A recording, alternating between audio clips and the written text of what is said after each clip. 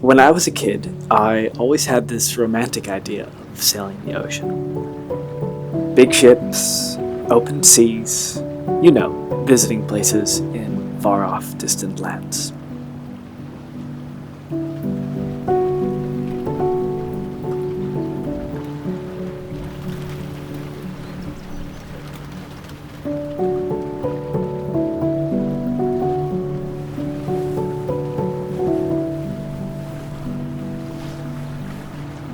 Now, as an adult, finally able to fulfill my childhood dreams, I realized that it's not only what lives below the surface of the ocean that attracted me in the first place.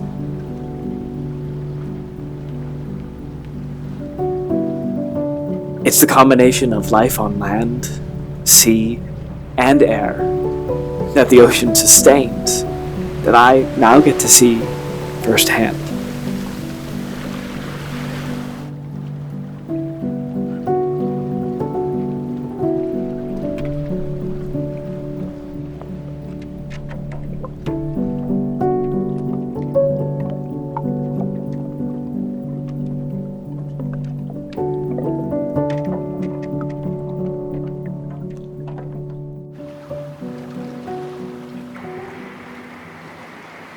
We've just arrived to some absolutely towering spires of bird cliffs. And in and amongst the bird cliffs, there's this calving face of a glacier that empties right into the ocean. And, we've just put the anchor down, and we can see off in the distance the incredible buzzing of the birds. We've stopped here for a little while. We're going to put the Zodiac in the water and head out, get a little bit closer to the bird cliffs, see if we can get a different angle.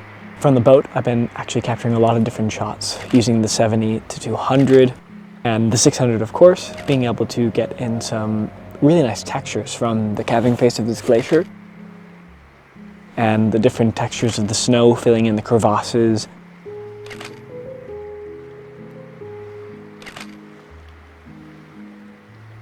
Can't wait till we get a little bit closer to the bird cliffs on the Zodiac to see what other opportunities there are closer to the cliffs.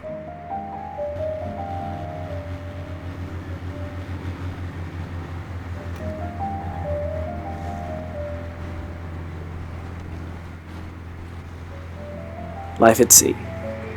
When you're really here, present, it's wild how small our worries feel. Looking up at the cliffs, the millions of birds, each one just living for the next fish, place to land, maybe a mate. I guess, though, it's not fair to compare our lives to theirs. But somehow, in the shadow of these cliffs, the scale of it all puts things into perspective. You realize everything we hold on to so tightly, all the noise in our lives, is only temporary. Moments pass, places change, what feels immense today drifts into memory, and we keep moving, carried by something larger than ourselves.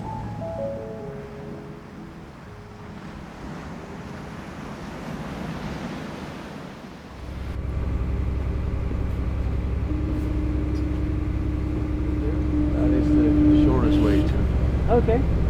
So just go behind those small bits you have there. Before we pull into New Ålesund, I want to take a moment to properly introduce you to my friend Joseph, the person who is leading this expedition, who has chartered this boat for the entire summer to lead a series of expeditions. And he's probably one of the most characteristic people I've ever met in my life, and I can't wait for you to meet him. Chim chimney, chim chimney, chim chimney, chim chiroo. Now I'm in a compromised position.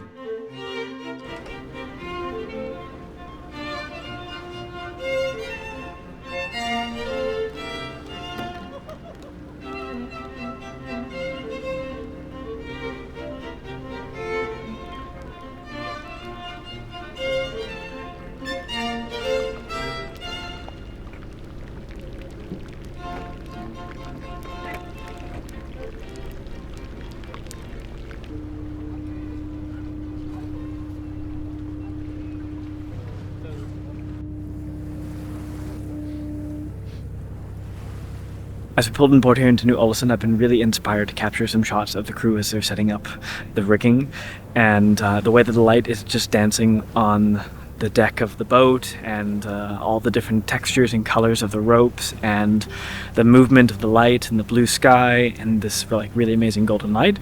And I'm just really stoked at how the C80 is actually performing. I've been shooting a lot on this camera on this trip so far. Right now I have the 24-70 on it, and I'm monitoring with a Rec 709 conversion on my monitor, and I'm just really impressed by the way that the colors are coming out just with the Rec 709 conversion.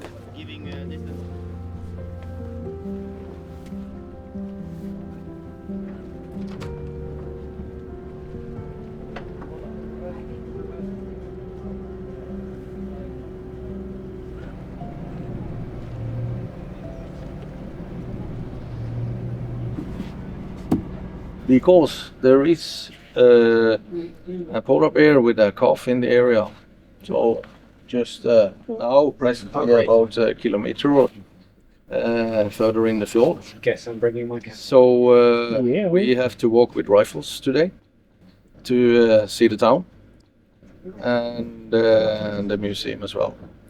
So. See the polar bear? Hmm? Will we be able to see the polar Well, bear? that I cannot guarantee you, but we, my concern is the safety of you. So.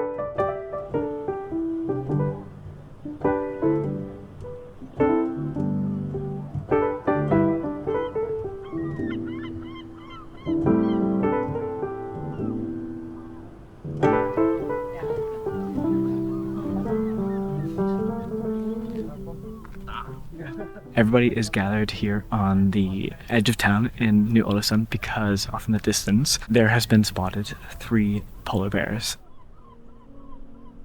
A mother and 2 cubs. Quite big cubs, but cubs nonetheless. And for me, this is the first time I've ever seen polar bears, so it's quite exciting, but they are really far away, so it's a little bit hard to get a good view of them, but we were able to see them come down from the hillside and move down towards the water, and just trying to see what they're up to out here on the edge of town. 354 meters. Oh, they're landing.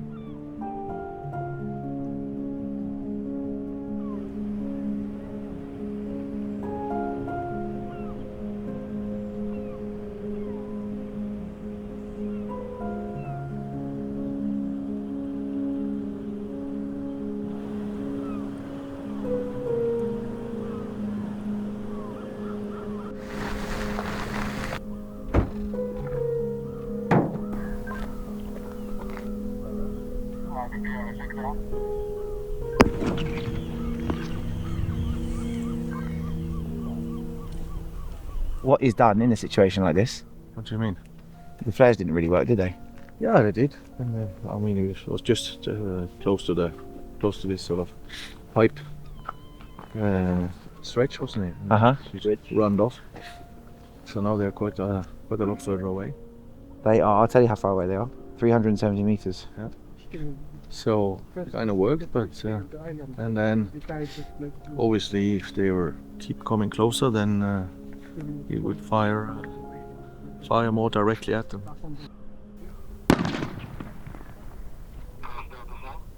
That was by far the most intimate bear encounter I've ever had.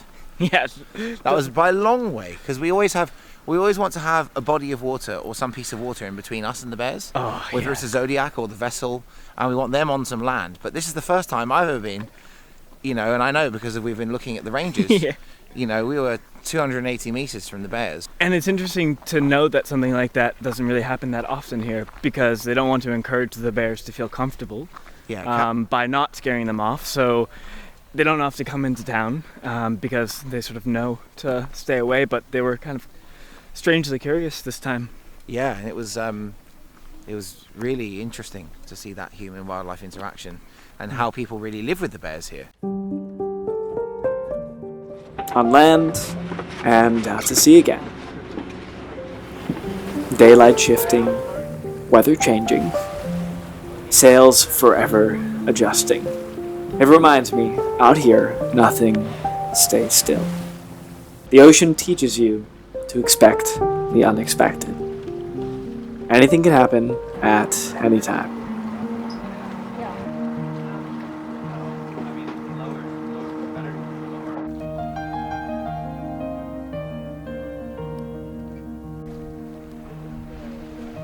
Joe, we've spotted our second polar bear. Very excited. Our fourth, in fact. Fourth polar bear. Fourth polar bear. Okay. And we're doing a little whip around now. Doing a little whip around for the fourth polar bear That's here in right. the current channel. And we're going to have to make the most of it because we've got a weird situation with these currents, which we're currently sailing against, and we're going to turn around into the current, and it's going to be really fast and we have to make the most of it. All right, let's make moves. Let's make moves. Right where?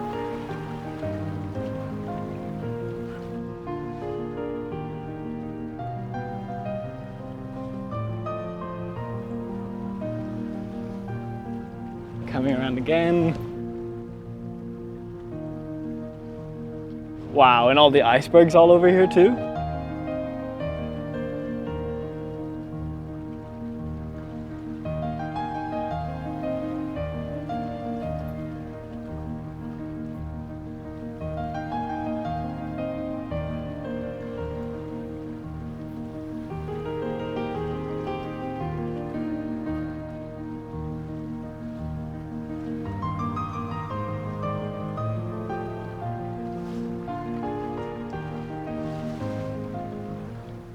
There's this mentality in wildlife photography that you always need to get as close as possible to the subject. But I'm actually really stoked with the shots of this polar bear at this distance with this lens. I think it's really cool to have compositions where you see the landscape and not just really close-up portraits of a face. Of course, that would be very nice. We'd be super stoked to see the polar bear closer just because polar bears are awesome. But I'm really happy with being able to capture it at this distance with the landscape and the ocean and the glaciers, and I don't know, it's very cool here in this channel, cruising along, getting the parallax of the landscape, and witnessing this bear just out here doing its own thing.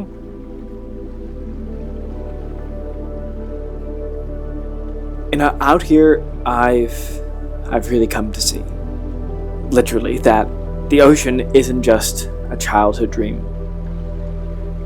It's a reminder of scale, of change, of possibility. From the cliffs, to the ice, to the bears. It all reminds me of just how little we really control.